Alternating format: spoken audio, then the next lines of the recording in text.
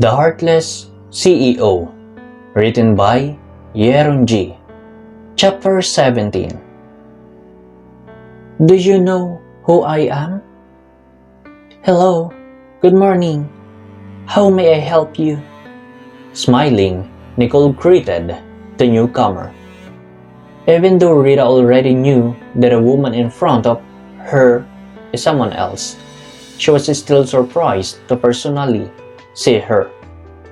It was as if she had seen a ghost. She could not speak immediately. Nicole wanted to look happy, but sadness prevailed as she stared at Rita. She was no longer the child who was scared and crying. She gave a bold impression like Steven. Do you know who I am? Rita asked arrogantly when she recovered. She didn't like the way she looked at her, as if she knew something about her past. I'm sorry. I just suddenly remembered my best friend who was with me on an island when we were little. Nicole inadvertently said what was on her mind. Rita's forehead furrowed, and she looked at Nicole's doubtfully. Is it some kind of a coincidence? She whispered to herself. By the way, sorry, but I don't know you. May I introduce myself to you? Nicole asked with friendliness. No need because I already know you. Rita rolled her eyes. She felt insulted because the latter did not know her. I'm really sorry, miss. I don't even know any of these country's celebrities that well. Nicole's voice remained calm. Somehow, the irritation Rita felt was reduced. If only Danica hadn't told her and she liked her brother, she definitely would have been nice to her. She looked kind and she felt that she was not being fake. She also liked the aura in her personality and how she communicated with her. Rita looked straight into the woman's eyes when their eyes met. Steven is my brother. As a woman, I know you have other motives than your partnership with our company. I just want you to know that my brother is about to get married. Nicole scratched her forehead even though it wasn't itchy. She smiled at the woman before answering. I just found out that he is getting married. Honestly, I was surprised and I don't want to have any problems at work because of this. For me, business is business. Were all the women your brother had business deals would have been harassed like this? Rita could not immediately answer the woman's question. She felt that she lacked morality because she rushed in without enough evidence. She easily accused her even though she had only just met the woman. And worse, the woman has a high position in their company and is educated. I'm sorry, but because of you and your friend, I have less admiration for your brother. I no doubt if I should really give him our land and continue with his partnership. I don't want trouble and I'm accused of something I don't do. If you don't think I'm not good to be in your company, I can talk to your brother and... No need. Steven's voice was hard and his jaws clenched with anger. Rita's body stiffened and she could not turn to look at her brother. In the tone of his voice, she knew that she was holding back his anger. In her whole life, she had only now felt that way about her brother for the first time, and she knew she was at fault. Mr. Scout, there you are. Nicole greeted the young man with a smile even though she knew he had been there and heard everything she said. I'm sorry for the way my sister acted, Steven said in a cold voice. Oh, I like your sister's attitude. She's straightforward and I understand her. So, please don't be mad at her.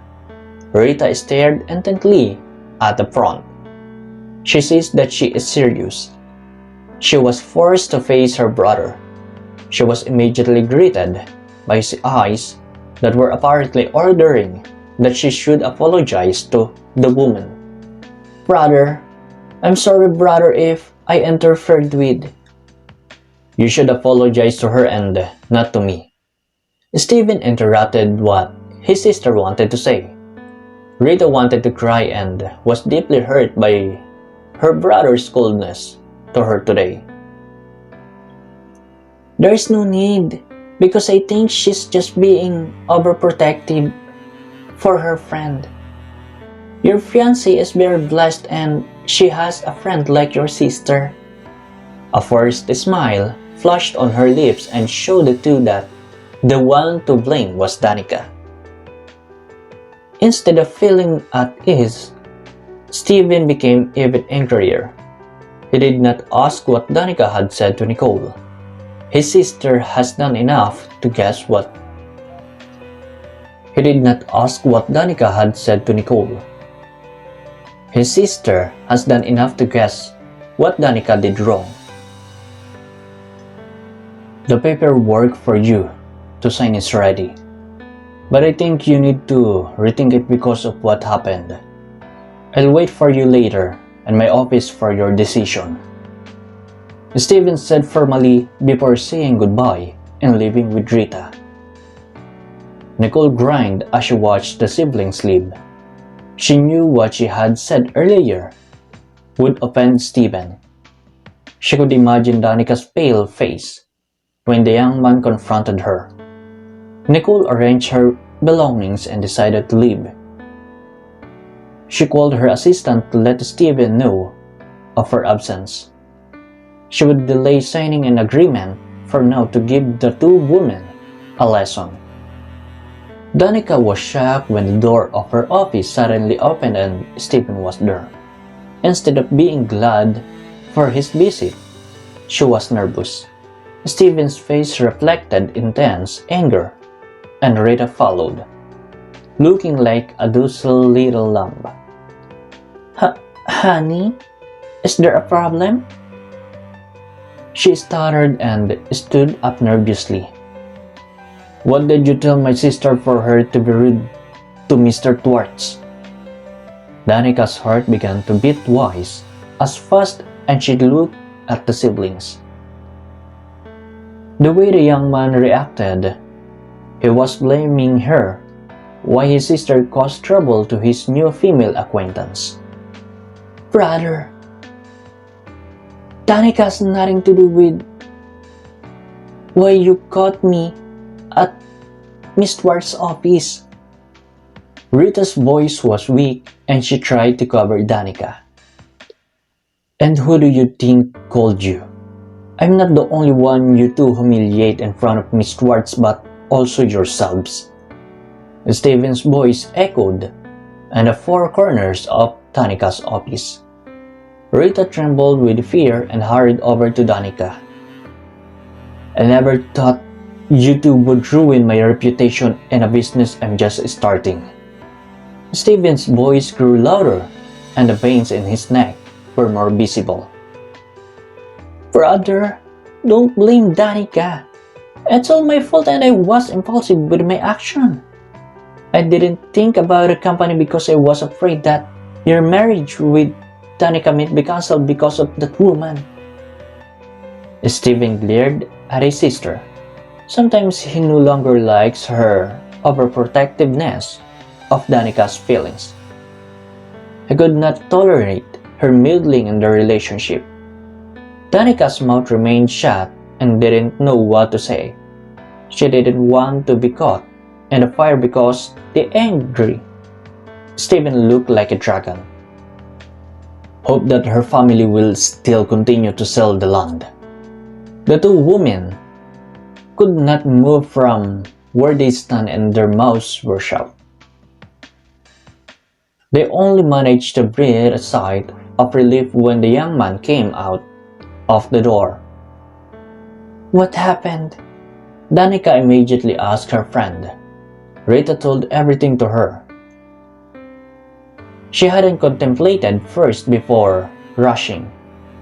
She got carried away by her feelings and concern for Danica, and she did not think that the company could be affected. Danica accused herself.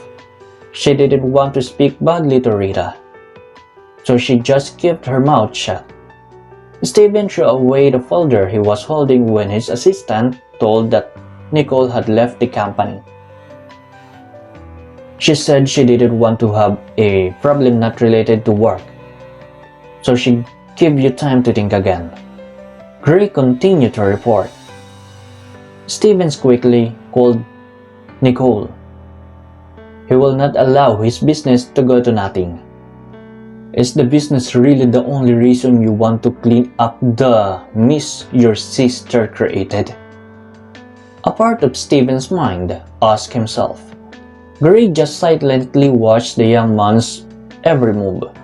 He is often the one who fixes the mess, especially this sort of issue. But now Steven is doing it himself, which confused him. He quietly averted his eyes when he knit his brows and stopped dialing the number on his cell phone. That's another one he wondered about. He was using his personal mobile on a number of a woman. Annoyed, Steven put the phone back in his pocket when he realized his strange behavior.